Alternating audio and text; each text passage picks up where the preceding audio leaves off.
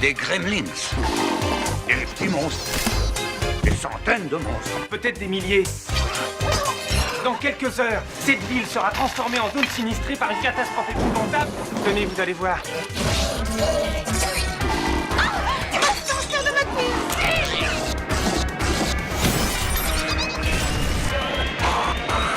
Où sont-ils?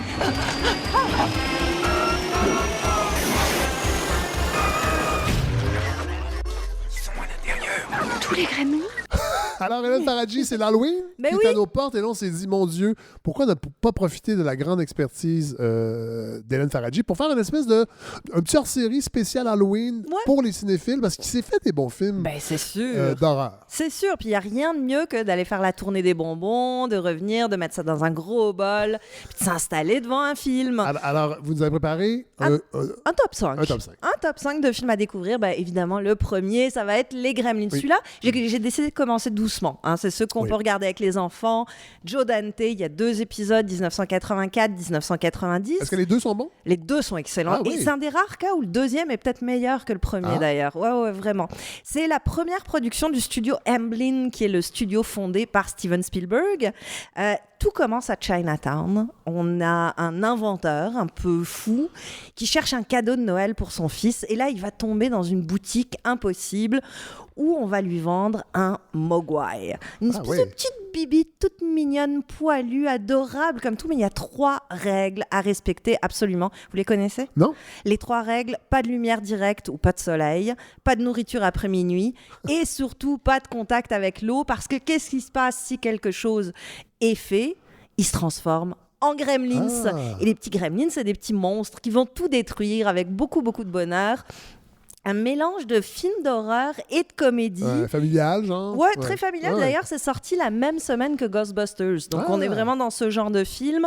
Beaucoup de clins d'œil à la pop culture. Ça va de Blanche-Neige à Mad Max.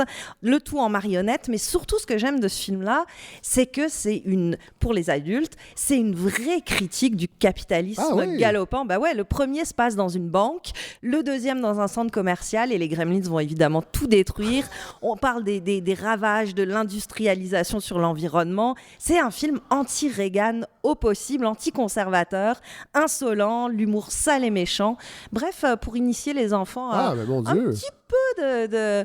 Conscience sociale. un petit peu. Exactement, Ah, exactement. Puis vous pouvez avoir une discussion après avec eux. Belle suggestion. Alors, on y va avec le numéro 4. Ouais. Mr. Kim. Formaldehyde. Dirty formaldehyde. Pour him into the sink. Qu'est-ce qui s'est passé? Plein de choses très méchantes. On est dans un film sud-coréen, The Host. Ah. C'est en fait un des premiers films de Bong Joon-ho, dont Oui. vous avez sûrement entendu parler, parce qu'il vient de gagner la Palme Oui. d'Or. Et son nouveau film est en salle, donc Qui a doublé. l'air très bon. Son nouveau film s'appelle Parasite, Oui. extraordinaire. Oui, oui. On en reparlera si vous voulez, Oui. mais faites-vous un doublé. Vous allez Oui. voir Parasite en salle, vous revenez, vous regardez The Host, c'est génial. Host en sud-coréen, c'est monstre. Et le film commence en 2000 avec l'armée américaine qui va déverser des déchets toxiques dans la rivière Han, qui est une rivière à Séoul. Une créature va se créer dans les profondeurs de la rivière. Et en 2006, la créature sort de là, détruit la ville et enlève une petite fille qui va être recherchée par son père pendant que l'armée américaine va mettre en quarantaine tous ceux qui ont été en contact avec la bête. C'est évidemment une critique super dynamique et intelligente de la présence des troupes américaines en Corée, mais aussi au Vietnam, parce que la petite chose qu'on déverse dans l'eau au départ, ça s'appelle l'agent jaune, comme l'agent orange. Il est malin, ce Bong Joon-ho. Mélange de comédie, de thriller, de fantastique. Il a toujours fait ça, Bong Joon-ho. C'est des films qui sont inclassable véritablement, cette créature absolument incroyable qui devient l'objet, en fait le vecteur d'une satire sociale assez géniale, film écolo, horrifique aussi. On est entre Godzilla et la guerre des mondes, le monstre qui devient évidemment un symbole des relations entre la Corée et les Américains. C'est absolument génial. C'est pas un film avec beaucoup de jump scare, hein. Je suis pas allée dans les films disons qui vont vous faire sursauter, mais je suis allée dans des films mais c'est ça que je voulais, qui nourrissent, là, qui font du bien. Oui, des films d'horreur pour cinéphiles. Exactement, puis qui contrebalancent un peu l'excès de sucre. Ah, mais mon Dieu. ça va être très utile. On y va avec la troisième position.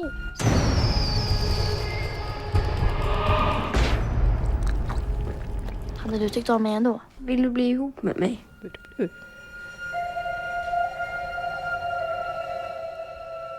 Oh, ça, c'est mystérieux. Ouais, c'est très mystérieux et c'est en suédois. Un film de vampires suédois. Vous en avez vu combien? En fait, des films suédois, très peu. De De vampires, vampires, encore Ouais. moins. Celui-là est génial. Ça s'appelle Let the Right One In, Morse en français. Il y a eu un remake américain en 2000. Oubliez ça si vous le trouvez. Ça vaut pas la peine. Regardez l'original absolument. C'était le 4e film de Thomas Alfredson qui depuis a fait une petite carrière aux États-Unis. Il a fait un film d'espionnage génial qui s'appelle Tinker Tailor Soldier Spy. Ça aussi, vous pouvez le mettre sur votre liste. Let the Right One In, ça avait gagné meilleur film, meilleur réalisateur, meilleure photo à Fantasia. D'ailleurs, photo, moi, c'est une de mes obsessions. J'adore le travail des directeurs photo. Puis dans Let the Right One In, c'est un des premiers de Hoyt van Hoytema, qui plus tard a fait la direction photo de Interstellar, Dunkirk et Ad Astra. Ouais, quand même. On est quand même dans du gros calibre. Ce qui est génial dans ce film-là, c'est que c'est un film de vampire, oui, mais à hauteur d'enfant. C'est 2 enfants de 12 ans, un petit garçon qui est victime d'intimidation à l'école, qui ne rêve que de se venger, qui est très seul, très mal à l'aise. Puis il a une nouvelle voisine qui va se révéler être une petite vampirette et qui vit avec un serial killer. On est ailleurs que Fanny et Alexandre. Oui, on est vraiment côté, beaucoup duo plus loin. d'enfants suédois. Non, c'est pas pareil, non. Donc cette petite vampirette, elle vit avec un serial killer qui va tuer pour elle, pour lui ramener du sang. On est dans la banlieue de Stockholm, c'est très glauque, 1980. Le film date des années 2006, quelque chose comme ça, mais le film se passe en 80. La banlieue super oppressante, très très réaliste, donc pas du tout d'effet de gore ou de sang, mais une espèce d'ambiance existentielle, oppressante, où évidemment les deux vont s'aider, s'aimer, mais aussi se détruire un petit peu. C'est souvent ça l'amour. Hein. Ouais, oui, que voulez-vous? Que voulez-vous? Mais ce film-là, vraiment, si vous ne l'avez pas vu, Let the Right One In, c'est extraordinaire. Ça pique ma curiosité. On y va avec le numéro 2.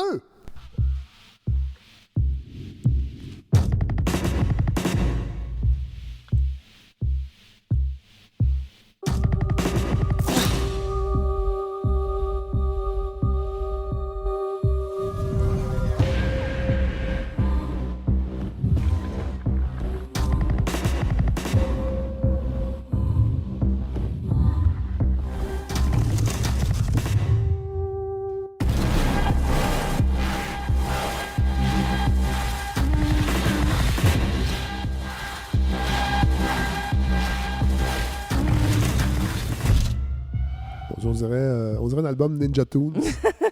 C'est pas tout à fait ça. C'est pas tout à fait ça. C'est ma découverte. J'ai adoré ce film-là. Ça s'appelle Grave.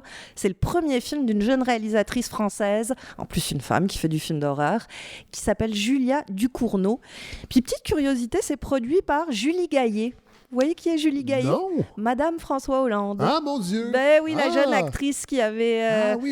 qui avait fait du scooter avec François lui. Hollande. Ben voilà, c'est la productrice de ce film-là qui a gagné le prix du public au Festival de Toronto il y a 2 ans, donc assez récent.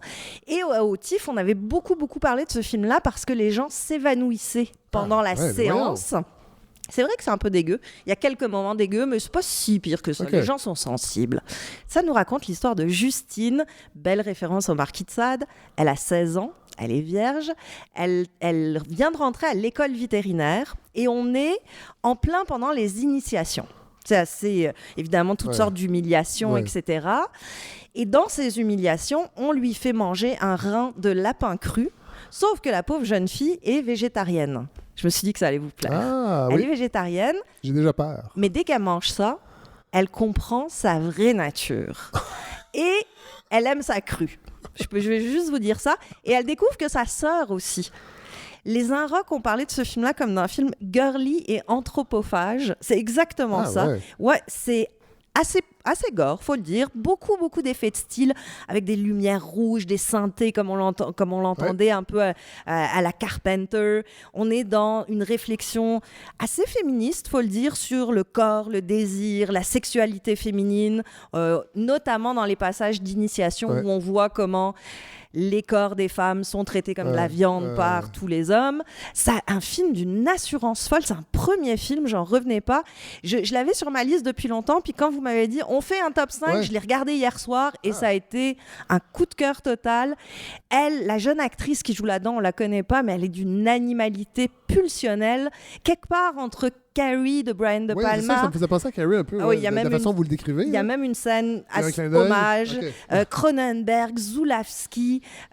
C'est vraiment cette idée qu'en chacun de nous sommeille une bête et il faut pas grand-chose pour la réveiller parfois. Une vraie découverte à faire, grave, de Julia Ducournau. Ben, on va aller voir ça. Ouais. Maintenant, votre numéro 1. Sister, sister, oh so fair, why is there blood all over your hair? Whatever happened to baby Jane?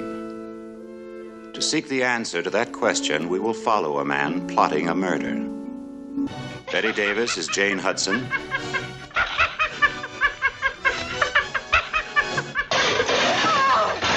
Joan Crawford is Blanche Hudson. But we must warn you. If you're long-standing fans of Miss Davis and Miss Crawford, this motion picture is quite unlike anything they have ever done. It is a bold essay in the art of the macabre, a venture to the ultimate reaches of terror. A motion picture definitely not for the squeamish. And we beg you, as the tension builds to the screaming point, as shock after shock assaults your senses, try to remember that this is only a motion picture. Mon Dieu, mon Dieu, mon Dieu. Là, j'ai triché un peu, je suis allé voir sur Internet. Je connaissais pas ce film-là. Ah, c'est génial. Whatever Happened to Baby Jane? Exactement. Robert Aldrich en 1962. Deux sœurs. On a Jane d'abord, qui a été une enfant vedette dans les années 20, un peu la Shirley Temple, mais qui n'a pas vraiment réussi après l'adolescence à rester dans le cœur du public, donc très amère, très aigrie. Et sa sœur Blanche, qui elle, au contraire, va devenir une actrice reconnue, sauf que Blanche va avoir un accident de voiture et va se retrouver en fauteuil roulant. Donc, à la merci de sa sœur Jane, qui va vouloir se venger, qui va être absolument odieuse avec sa sœur, qui va la martyriser, qui va déborder d'aigreur, de jalousie. C'est extraordinaire. C'est un film pathétique, monstrueux, sadique, grotesque. Baby Jane, évidemment, elle s'appelle comme ça parce qu'elle se maquille en petite fille, mais c'est une femme âgée. C'est freaky. Et évidemment, avec la texture d'un film des années 60 aussi, qui rajoute forcément, j'imagine, un côté spooky. Là. Évidemment, noir et blanc, très atmosphérique. On est dans quelque chose de très dérangeant, donc pas d'horreur flagrante, mais une ambiance incroyablement dérangeante aussi parce que deux actrices extraordinaires, Betty Davis et Joan Crawford. Mais là où ça devient marrant, c'est que ces deux actrices-là se détestaient vraiment. Alors, il n'y a pas de rôle de composition là-dedans. Aucun rôle de composition. Elles se détestaient tellement qu'on en a fait une série qui s'appelle Feud, qui est diffusée sur Fox depuis 2017, avec Susan Sarandon et Jessica Lange qui les jouent toutes les deux. C'est un film sur le mythe de la jeunesse éternelle, sur les sororités troupes, parce que c'est souvent ça dans le film d'horreur. Hein. Cronenberg en a fait beaucoup d'ailleurs, sur la pression sur les actrices, sur la folie féminine. J'ai beaucoup choisi le thème de la folie féminine, mais je trouve que ça marche très bien dans les films d'horreur.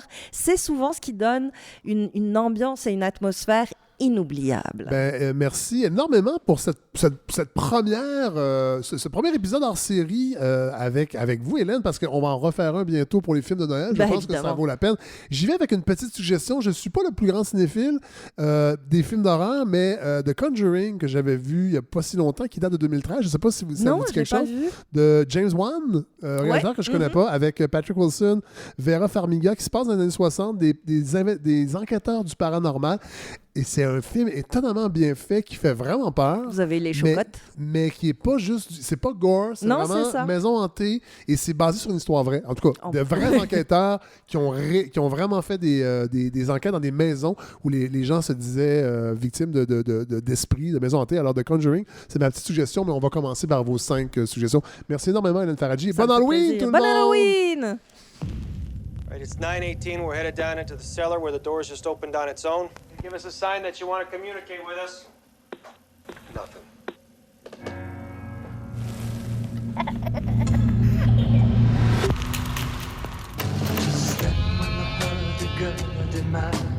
There's someone here that would like to talk to you.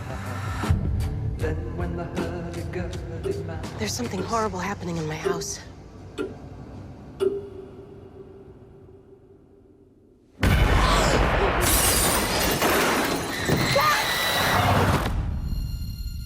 November 1st, 1971. I'm sitting here with Carolyn Perrin, who, with her family, has been experiencing supernatural occurrences. You picking up anything in here, hon? Something awful happened here, Ed. What is it?